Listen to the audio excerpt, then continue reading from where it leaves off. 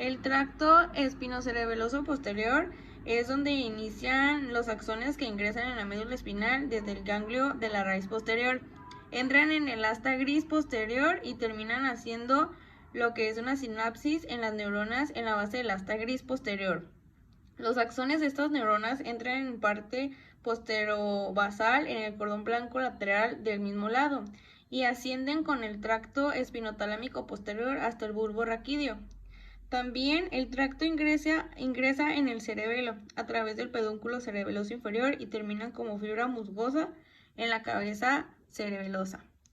Tienen como función, transmiten lo que es el movimiento de los músculos individuales del miembro inferior y pues del tronco, y también del tracto y la presión, y también pues la postura.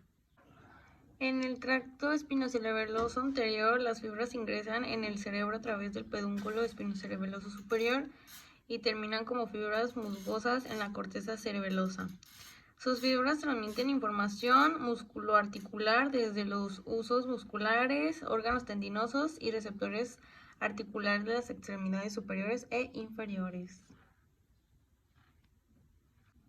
Tiene la función de conducir la sensibilidad termoanalgésica y también información sobre el dolor, el calor y el frío a nivel de la piel y también a nivel de los músculos, articulaciones y vísceras.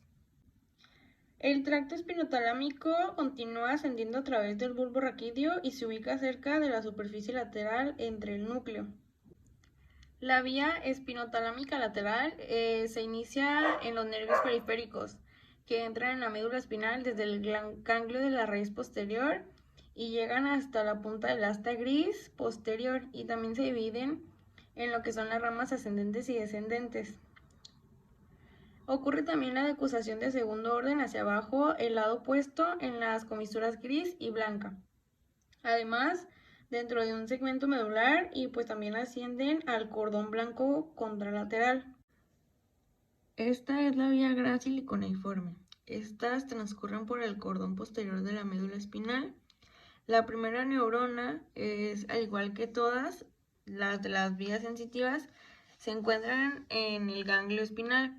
El axón de esta neurona asciende por el cordón posterior hasta llegar al dorso de lo que es el bulbo encefálico, donde hacen sinapsis.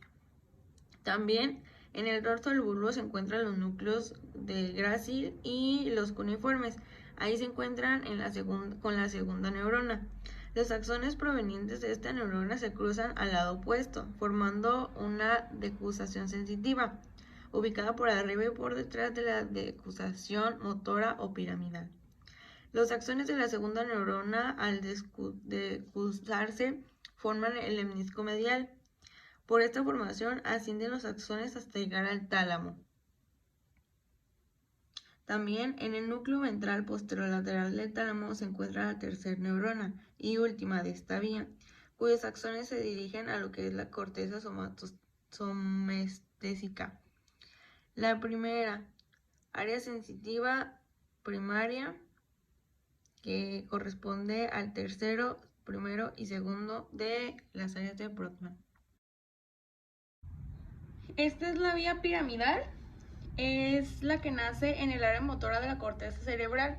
Está ubicada también adelante del surco central o de Rolando, que también se le conoce así. Al descender, los axones cruzan al lado contralateral a la altura de lo que es una estructura, que puede ser la decusación de las pirámides, que pues están ubicadas a la altura del bulbo raquídeo. El rubro espinal es la principal vía motora del mesencéfalo. Se originan las neuronas de la parte caudal del núcleo rojo, cruzan la decusación tegmentaria ventral del mesencéfalo y ocupan la posición en el cordón lateral de la médula espinal, muy cerca de lo que es el tracto corticoespinal lateral. Este envía la mayor parte de la información de sus eferencias a la oliva inferior, y su función es facilitar los motoneuronas flexoras e inhibir las extensoras. También en este rubro espinal transmite impulsos nerviosos del núcleo rojo, que recibe aferencias de la corteza cerebral y también del cerebelo, a músculos esqueléticos contralaterales que rigen movimientos voluntarios precisos de los segmentos distales de los miembros superiores. El retículo espinal se origina en el grupo lateral de los núcleos reticulares y se ubica en el cordón lateral de la médula. El tracto reticuloespinal medial se origina en el puente, estimula las neuronas motoras extensoras e inhibe las flexoras. Y el retículo espinal lateral se origina en el bulbo, estimula a las motoneuronas flexoras e inhibe a las extensoras. La vía reticuloespinal medial y lateral transmite impulsos nerviosos de la información reticular a los músculos esqueléticos insilaterales del tronco y los segmentos proximales de los miembros para mantener lo que es una buena postura y regular el tono muscular en respuesta a los movimientos del cuerpo. La vía tectoespinal también transmite impulsos nerviosos del colículo superior a lo que son los músculos esqueléticos contralaterales. Estos se mueven mediante una acción refleja la cabeza, los ojos y el tronco en respuesta a estos estímulos visuales o auditivos.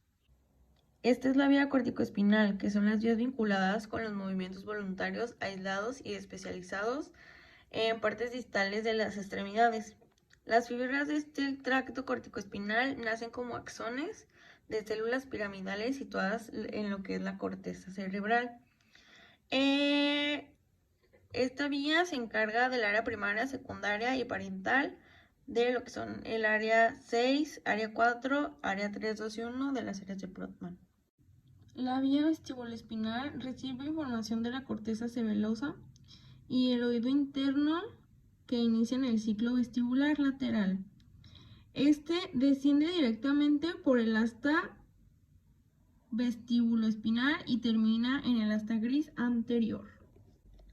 También transmite lo que son impulsos del núcleo vestibular, que son aferencias acerca de los movimientos de la cabeza desde el oído interno a los músculos esqueléticos y laterales del tronco y los segmentos proximales de los miembros para que puedan mantener buena postura y buen equilibrio en respuesta a los movimientos de la cabeza.